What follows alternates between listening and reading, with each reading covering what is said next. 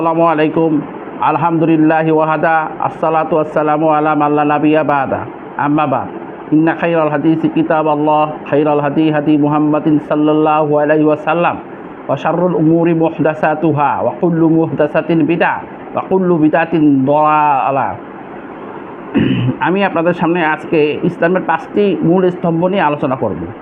5টি মূল স্তম্ভ কী কী আমরা এটা সবাই জানি, কিন্তু এগুলোর উপরে আমরা কীভাবে আমল করব ধারাবাহিকভাবে এর উপর আমি দাস দিব ইনশাআল্লাহ।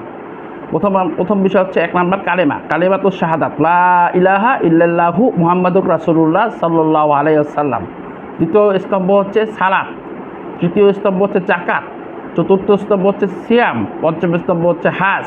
এই প্রত্যেকটা বিষয়ের উপর প্রত্যেকটি মুসলমানের গভীর জ্ঞান অর্জন করা অত্যন্ত আবশ্যক। এর মধ্যে একটি প্রশ্ন আছে, এটি হচ্ছে আকীদা সংক্রান্ত প্রশ্ন। প্রশ্নটি কি? আল্লাহ তাআলা আরশ নিয়ে প্রশ্ন। অনেক মানুষই প্রশ্ন করছেন যে আল্লাহ তাআলা আরশ কোথায়? আল্লাহ তাআলা আরশ আল্লাহ তাআলা নিজেই বলেছেন, কুরআন এবং হাদিস থেকে প্রমাণিত হয়েছে যে আল্লাহ তাআলা আরশে আজিমে আছেন। আল্লাহ তাআলার আরশ একটি বিশাল সৃষ্টি। আল্লাহ তাআলা আরশওয়ালা। আল্লাহ তাআলা আরশ পানির উপরে অবস্থান করছে। এর মধ্যে আরশ বহনকারী আরশের উপর কিছু বৈশিষ্ট্য আছে। আর সেদিন তোমার রব আরশের 8জন ফেরেশতা, আল্লাহর আরশ 8জন ফেরেশতা মিলে বহন করছে। 8জন ফেরেশতা বহন করছে এবং এক একজন ফেরেশতা তাদের এক একজনের কানের লতি ও কাঁধের মধ্যবর্তী স্থান 700 বছরের রাস্তার সমান। আরশের রয়েছে পায়া, আর এই পায়া হচ্ছে জান্নাতুল ফেরদৌসের ছাদ। সুবহানাল্লাহ! আল্লাহ তাআলা কত বড় সৃষ্টি! আল্লাহ সম্পর্কে যে না জানে আল্লাহ কি, আল্লাহর নাম, আল্লাহর গুণ, আল্লাহর জাত, আল্লাহর সিফাত, প্রত্যেকটা বিষয় সম্পর্কে আমাদেরকে জানতে হবে, মুসলমান হিসেবে জানতে হবে। এগুলি না জানলে আমরা আমল ইবাদত করতে পারবো না। আমল ইবাদত আমরা পিছিয়ে থাকবো। আমরা আজকে আমল ইবাদতে পিছিয়ে রয়েছি।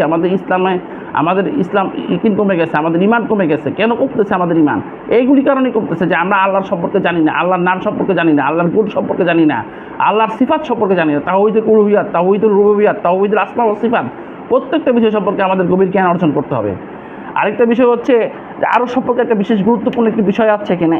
বিষয়টা হচ্ছে আল্লাহর আরশের উপরে ওঠার বিষয়টি জানা, ধারণাটাই অজানা।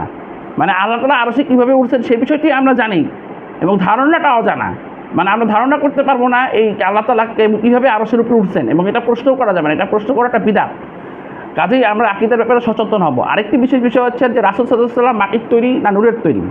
এই প্রশ্নটা বেশিরভাগ সমাজে আজকালকে লক্ষ্য করা যায়। নামধারী হানাফিরা, যারা নামধারী হানাফি সুফি আকীদায় বিশ্বাস করে, তারা জানে যে আল্লাহ রাসূল সাল্লাল্লাহু আলাইহি ওয়াসাল্লাম নূরের তৈরি। নাউজুবিল্লাহ! রাসূল সাল্লাল্লাহু আলাইহি ওয়াসাল্লাম মাটির তৈরি। রাসূল সাল্লাল্লাহু আলাইহি ওয়াসাল্লাম মারা গেছেন। রাসূল সাল্লাল্লাহু আলাইহি ওয়াসাল্লাম কবর বারজাখী জগতে রাসূল সাল্লাল্লাহু আলাইহি ওয়াসাল্লাম জীবিত আছেন। এই পর্যন্তই আজকে আমার আলোচনা। আমি ইনশাআল্লাহ পরবর্তীতে ধারাবাহিকভাবে প্রথম আলোচনা করব কালেমা নিয়ে। আসসালামু আলাইকুম ওয়া রাহমাতুল্লাহি ওয়া বারাকাতুহু।